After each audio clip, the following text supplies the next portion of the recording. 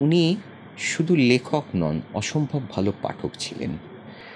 এবং দুপুরবেলাটা ছিল লেখার নয়, দুপুরবেলাটা ছিল শুধু পড়ার। এবং উনি যে কী হারে পড়তেন, কাগজের একদম ১ নম্বর পাতা থেকে শেষ পাতা পর্যন্ত তিনি খবরের কাগজটা পুরোটাই প্রায় মুখস্থের মতন পড়ে ফেলতেন। যেসব গল্পগুলো পুজো আমাদের যে রোববারের যে কাগজগুলোয় যেসব গল্পগুলো বেরোতো, সেগুলোও তিনি পড়ে ফেলতেন। এবং তার কাছ থেকে কিন্তু আমি অনেক লেখকের সম্পর্কে শুনতাম, কে ভালো লিখছেন এই সময়, কার লেখা ভালো হচ্ছে। তো তিনি কিন্তু আমাকে অনেক সময় অনেক বিষয়ে বলতেন যে, অপু তুমি এর লেখা ছাপো আর ওনাকে বলো লিখতে, আরও বেশি লিখতে। তো এরকম এক একজন থাকেন তো যে অভিভাবক হিসেবে, সেই অভিভাবক হিসেবে আজকে তাকে আমরা হারালাম আর কি।